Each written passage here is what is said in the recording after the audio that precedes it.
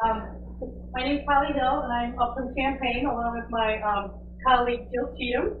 And we've been busy this last, really starting 2 years ago, but transitioning into Common Core. And we started at our primary grade level. So we wanted to share a little bit about our journey and where we're at with that today, and have you guys kind of envision that you're around a table, because you're going to be sharing with a partner and interacting a bit today. You want to introduce yourself, Jill? Sure. I am Jill Cheatham, and on your handout, it has an M where the H should be, so it's actually CHEATH. And I had taught in Champaign and was the math building leader and worked under Polly for several years. And then I took her position this past year as the curriculum coordinator for elementary math. So I am in that position this year. And a few years ago, I also received the Presidential Award of Mathematics Teachers. All right. Subitizing. How about that? Subitizing, what does it mean? Well, subitizing is that ability for kids to to see a number just without counting it. So if there's 4 counters, they're going to not have to go 1, 2, 3, but they're going to recognize that it's 4 no matter what pattern it's in. And so what that offers you is that perceptual subitizing, to be able to see those quick numbers, and then when they can do that, they can really move into decomposing those sets and thinking deeply about that. So we want to offer them some opportunities to do some subitizing, both perceptual and conceptual, and understanding that. So we're going to show you some of those activities to do that. So I'm going to show you some dot images, and just so that you can see the images, and you can, after you look at them, I'm only going to give you for a few seconds, and you can just talk with the person next to you about how you were able to break apart or subitize the dots.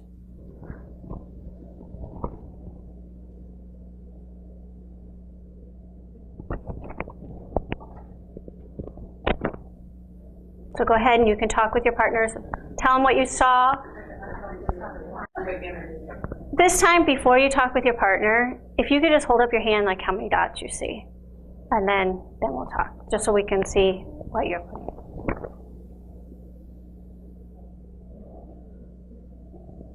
Okay, now talk with your partner. Does anyone want to share what they or their partner saw? Just shout it out. We looked at things that were directly opposite. So she saw the box first, and then like a tail coming off the box. And when you put it up there, initially the 3 dots were on the left. So I read left to right. I saw 3 dots leading to a box with just 4. See, and I'm backwards. This is hard. Okay, anyone else want to share? They saw the box and then the 3 dots. Well, we both saw the box and on the tail, but it was interesting because we both kind of struggled to translate that to fingers quickly. Like I ended up holding up 4 fingers and 3 fingers instead of doing 5 and 2, and I did 5 and 2. I was like, yeah, but I really like. It was interesting to try to translate. Anyone else want to share something different? We saw these 2 people were next to me. We saw 2 dice, like the faces of 2 guys, like one with a 4, one with a 3. And I actually saw it as an animal. So you related it with another dot image that you're familiar with. Okay, so 3 and 4 together, those make 7. So with those dot images, what you're wanting to do then is to offer them lots and lots of opportunities to subitize C numbers in sets, and then be able to articulate what they saw and kind of internalize that. So as you can envision, at a K-10-2 grade level, it can be done at calendar time, it can be done carpet time, it can be done on quick images, just like what we did. So if they're in line, you can kind of pull them up and do that. Those dot images are on some of the resources you can download that I'll show you at the end that I've given you. So some real power in offering that amount of time, and oftentimes they're coming back to it on those dot images. Get that subitizing across. Is there anything on that?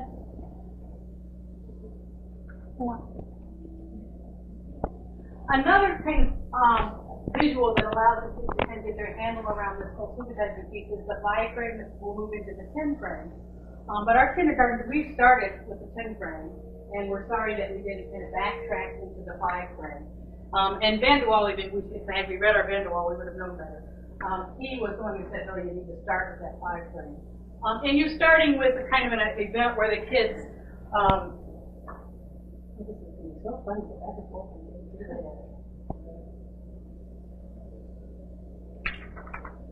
Where you're just asking the kids how many shapes are on the 5 frame. They've got their own 5 frames, or you could just have one on the wall. You could have them anyway, but let's just say, how many? Okay. How many? Okay. How many? Okay. So you're offering the kids all kinds of opportunities just to look at those and get that quick visual in any order in the beginning. Then you're going to start to acclimate them to seeing it. Let's see if I can do this backwards.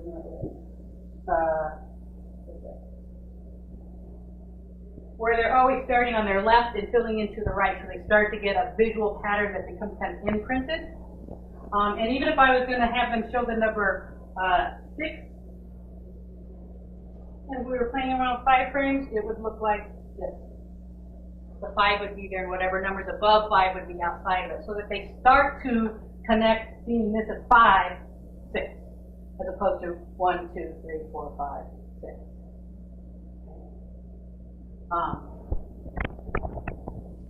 So the 5 frame then moves into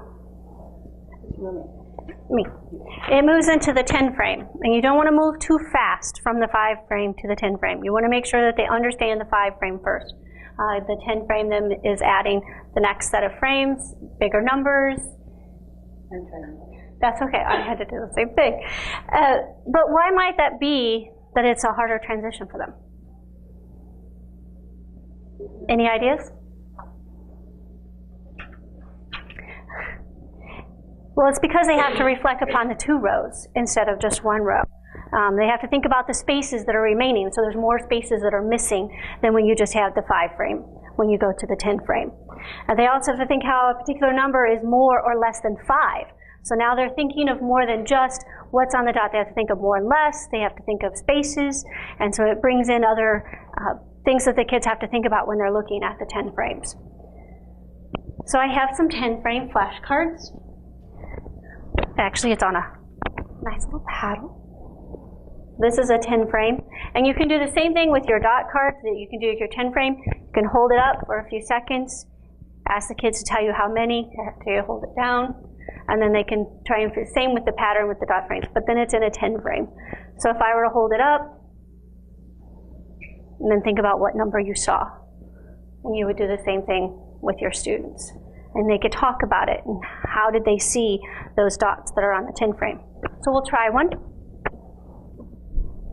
Get 3 seconds to look. Get 3 seconds. I'm generous? Oh, yeah. I'm thinking small kids. And then think about what you saw, have a number in your head, and turn to your elbow partner and talk about what you saw on your 10 frame.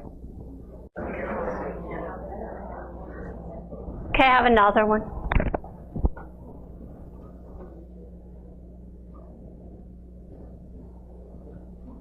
Okay, go ahead, talk about what you saw.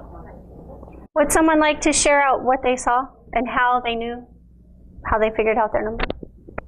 Yes? 9, because one was missing. Someone have a different way that they saw it? Yes? 5 and 4, 9. And that's what kids will do too. They will see the different, and that's what we want them to build, just to recognize them without counting them. So maybe if the kids are really getting it every time, you may shorten the time. She's saying I'm being generous with my 3 seconds. So you may want to shorten the time so that they are not counting the dots. Okay, I have another one. It's a little harder.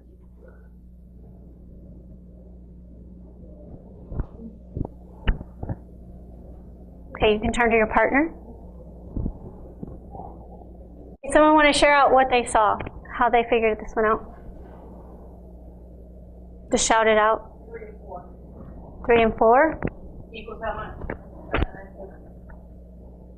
And how did you know that?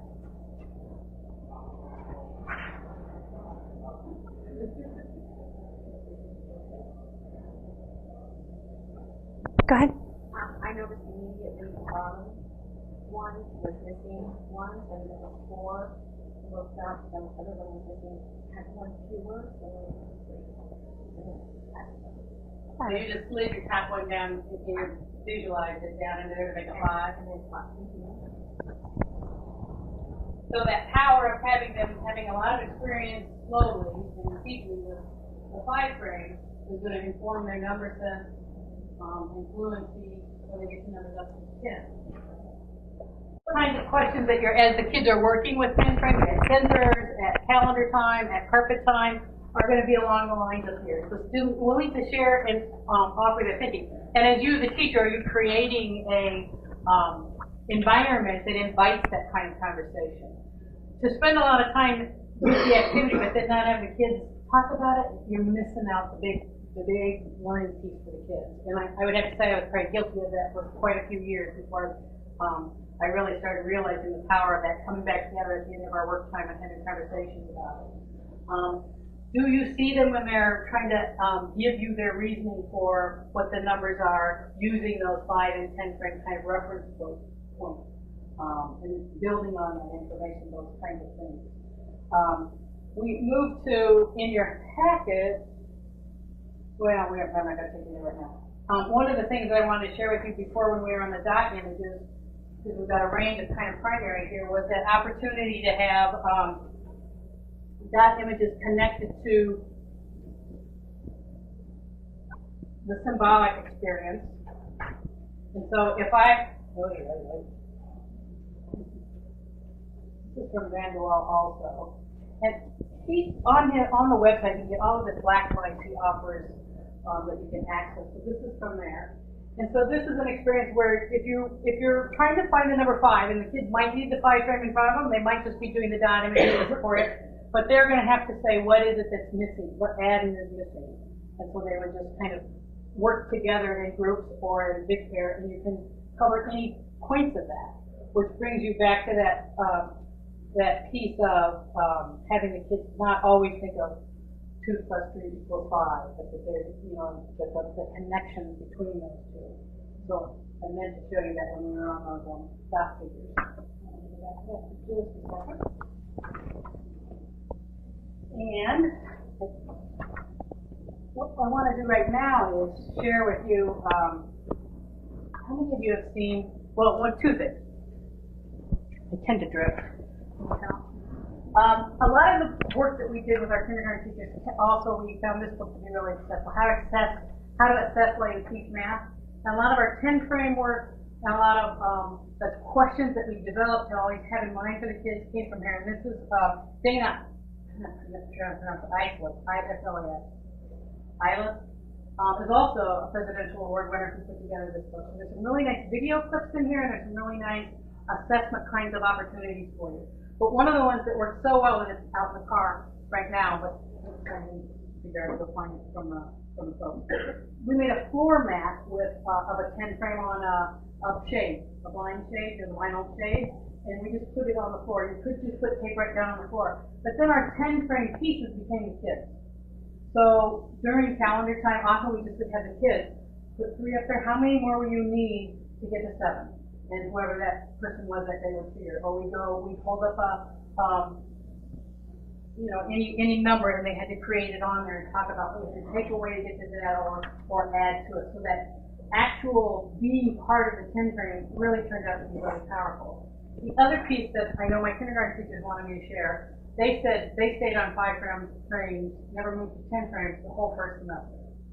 So that was a learning point for us. We stretched out how much experience the kids had with that supercharging of the number 5. Not that you might not have some kids who moved up to a 10, but in general, our whole class discussion on that. What I want you to watch now, this is a 2nd grade class. We're going to just watch 2 or 3 minutes of it. How many of you have seen this book? Love it, don't you? My kids can. I'm making math accessible to all learners. And it really is, what we're going to do is see a clip from Mike Flynn. Just who had whole class instruction going using dot images, but notice that some kids never had a chance to really participate because they weren't quick enough to kind of process it. So he was doing some small guided group, and that's what I want you to see. And when you're doing that, I So you're just gonna go, here's where I was doing wrong, yeah, up to this one. But it won't matter anyway, because we're gonna be, because you have to put it in. Yeah. Although there are a couple of questions I'd like to do.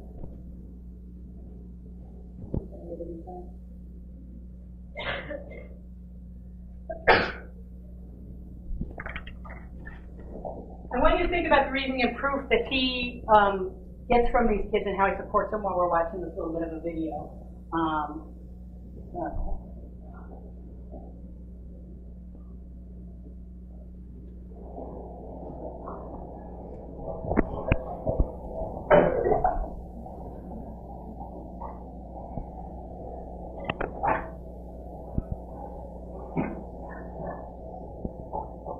I'll show it again if you need it, but just see if you can get there.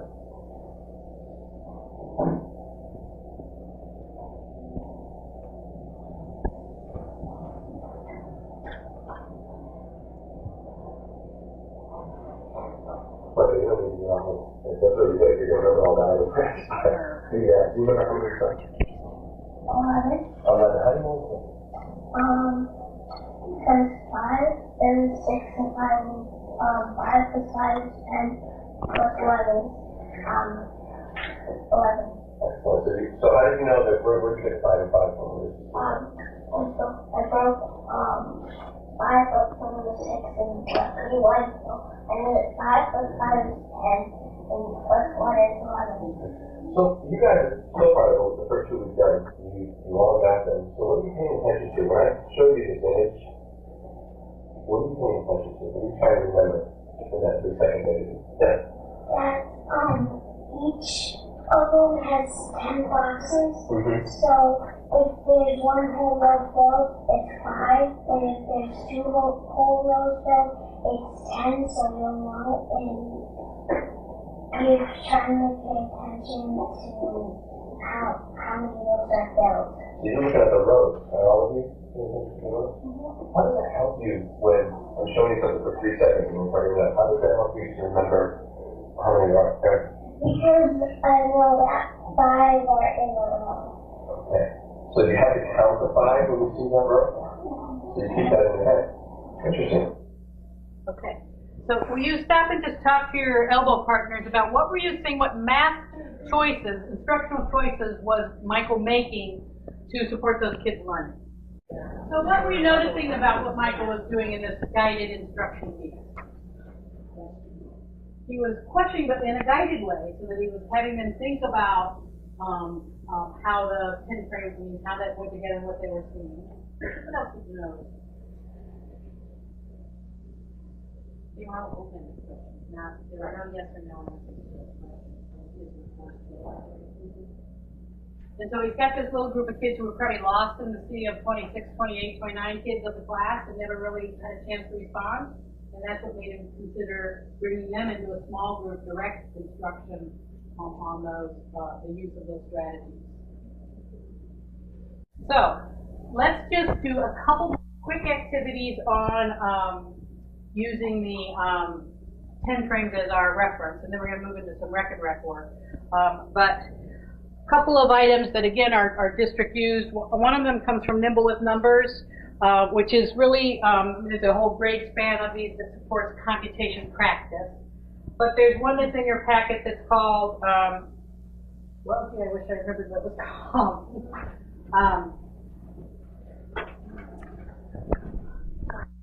10 frame sum, yep.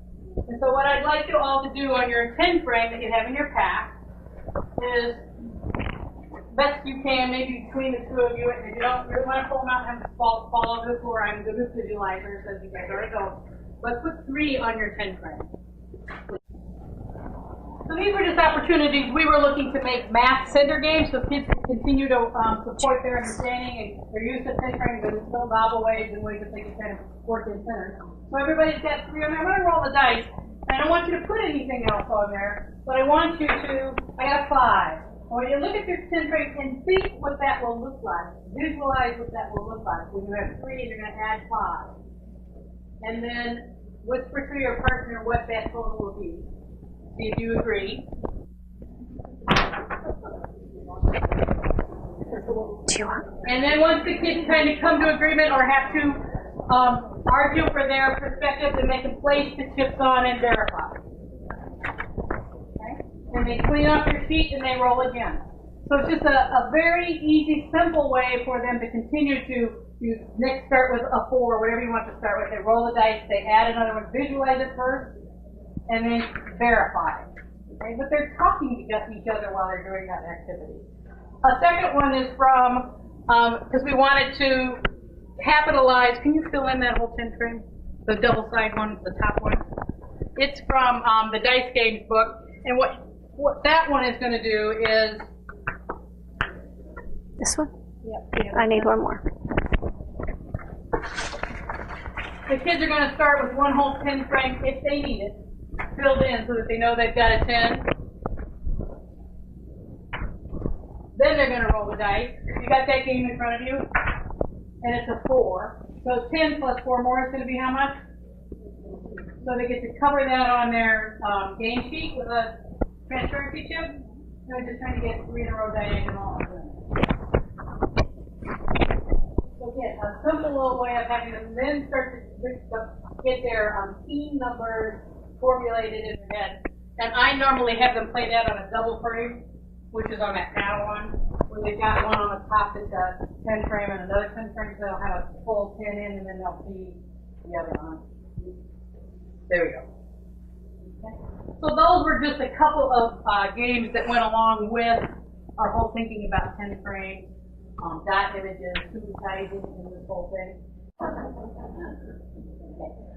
What we want to do now is continue on to our next, the visual that we used a lot with in our building. So I'm going to I think that there's a clicker right by here.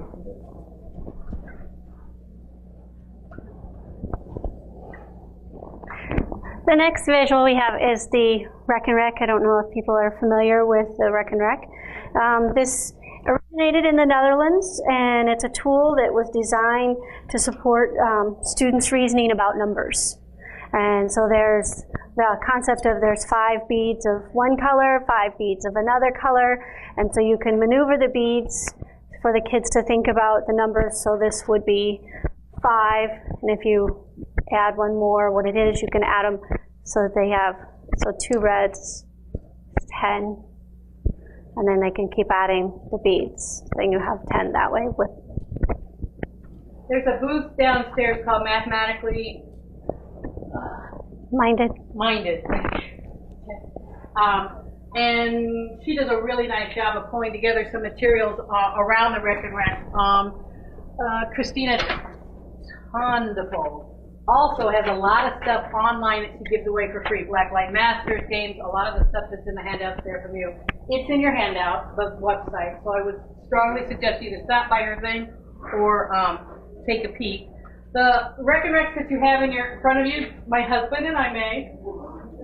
My husband, who was on narcotics, helped me make these. My husband, who put 4 beads on every single one of them and 5 red beads. When I looked at him, I said, John, he just didn't have a concept for how it was to be used and what we were looking to build with the kids and how the actual design of this is to kind of support that Supercharging kind of concept. So you didn't have to go back and put all those beads on all 60 of the Rek and Reks, but that's actually 120.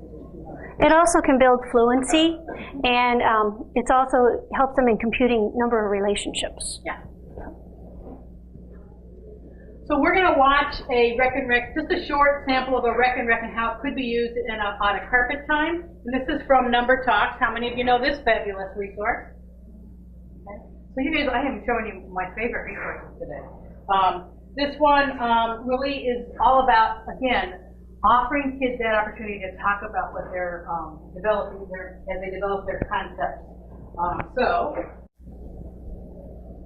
forgive me, looking for choices teacher makes. We're ready.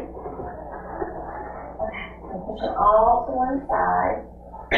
All the way over, okay, push it all the way over. Okay. I'm going to make 4, and I'm going to let you copy my way to make 4. Brody put his hand over his other beads, like this, so they wouldn't slide. We're going to come up with some other ways.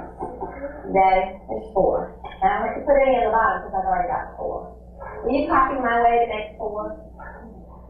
Good. Oh, good. Can you make 4 a different way?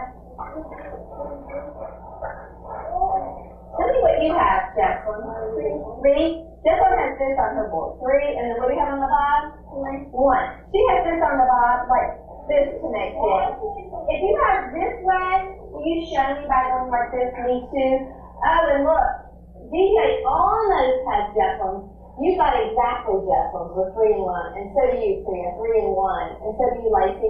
DJ's is a little different. This is what DJ's looks like. What is DJ? What did DJ have? 1 on the top and how many on the bottom? 3 on the bottom. Are those the same numbers? Yeah, 3 and 1, and 1 and 3, those are the same numbers. So I could just kind of go like this and turn my rekenreks upside down, and it's 3 and 1 or 1 and 3, same numbers. It looks different on his board though, doesn't it? If he's got 1 on the top and 3 on the bottom. If you've got another way, you can hold it up and show me another way that you made 4.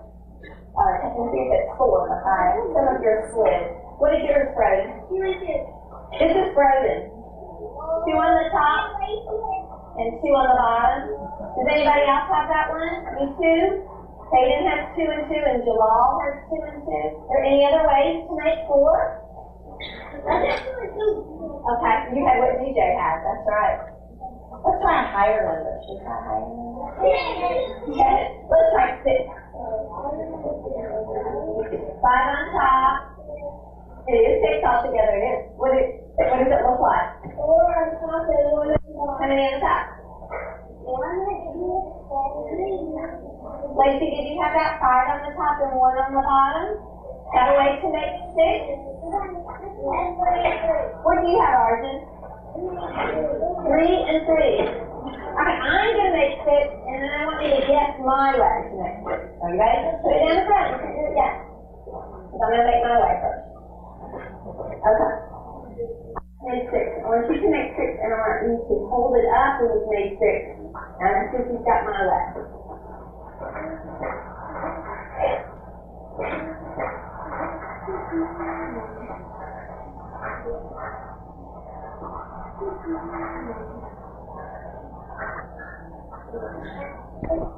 Alex, what do you have? 6 on the top, 0 on the bottom. It's a good way, but not my way. What do you have, Hayden? 5 on the top and 1 on the bottom. Another good way to make 6, but not my way. Justin, what did you have? You have on the top. And what do you have on the bottom? 3 and 3. Another good way to make 6. That's what Arjun's got. Not my way. There's another way. How many on the top? 4 on the top and 2 on the bottom. 4 on the top and 2 on the bottom. Yes, you got it. 4 on the top and 2 on the bottom. All right, let me do it a different way. Making 6 again. Hold it up and you got to guess. Oh, what do you have, Ben? You got it. You flip. What do you got? 3 and 3. That's not my way. Try a different way. It's not my way. 5 and 1. Tatum's got 5 and 1. Not my way.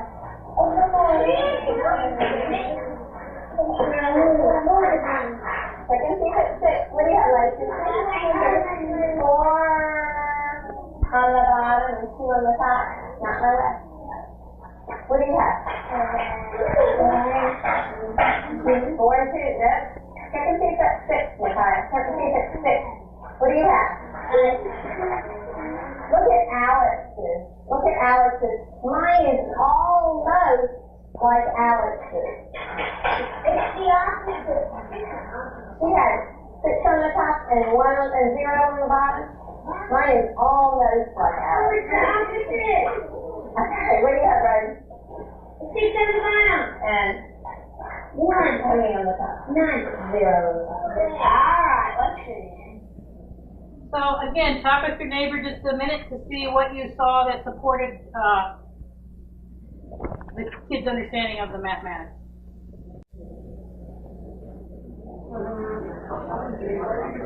Yeah, we do. Oh, except opposite then? Good at it. Like the same kids try to do So, the rekenreks have a lot of use and a lot of conceptual development opportunities for the kids. But we want to kind of build on that if we were moving further along in the year and we were at 4, we had older kids and we were ready for some connections to some symbols. So I wanted to show you this that was also, will be in your resources that you're seeing. Oh, I must be able to squeeze this together. Okay, so that's the number that I'm showing on this side. What number do you see? Here, I'll do this. Oh, that one. Okay, can you build that on yours, please? Your rekenreks?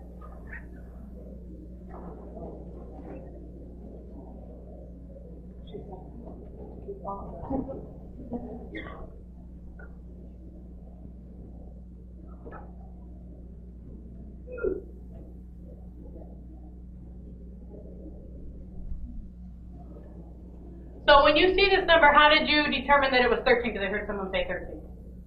Yeah. I saw 10 and 3. So how did you see your 10? I noticed that there were automatically 5 on top, 5 on bottom, so I know 5 plus 5 equals 10. And I actually saw the red in a triangular shape, which made me, know that it was 3, but also you could say 1 and 2 is 3. So you saw a group of 5 and 5, if you knew it was 10, and then 3 more gave you your 13. Okay. Did anybody see it in another way?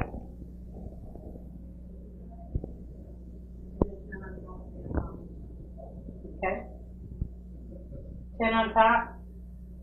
Tell me more. When she goes. Oh, all the She whites. goes to her. Okay, I'm with you. All right. So how many are all the whites together? 10.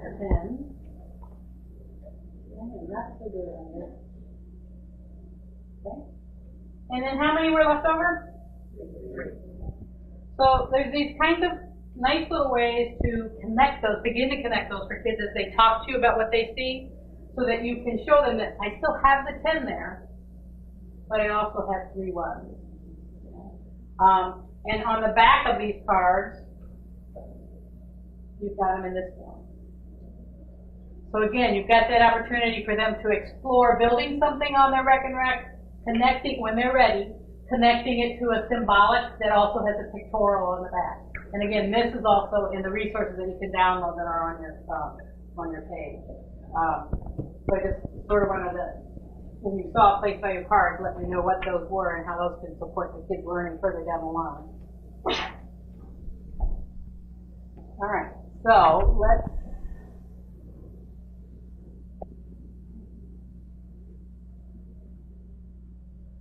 Can I ask a question? Yes, please. So when you're accustomed to using the text phrase, and then you move this where all similar planes, what do you recommend for a big transition? Because it's used the same, like you're still doing the staff development. Well, even in kindergarten, remember now in Common Core, they need to be pretty darn familiar with those teen numbers, right? In the Common Core. So I wouldn't hesitate to still be introducing this in kindergarten. But you could introduce it. I've seen it where they just have the one bead to start, the one string to start out with, and then you would add the next one. But typically I bring these in when I'm trying to think of number combinations that'll be more than 10. Just kind of visual challenge for the kids to see 10 this way and then to see 10 this way. Correct. You're offering them a wider, broader way to think about numbers, and you're making connections in different ways, so that it's not only a one way to see all kinds of things. I mean, I'm still doing unit cubes where I'm snapping them together into 10s and 1s. I'm offering them all kinds of opportunities where they're based in a 10-frame kind of experience. So I'm glad you got that. Before I let you go, and before we do the raffle, I just do want to touch on that. The power of that page, because there's so much good stuff on there. So right on the inside of your, there you go. All of the materials that I showed are on here. These are the books that I used up on top, but on the bottom is that wealth of website connections for you. And I tried to kind of tell you what would be on those.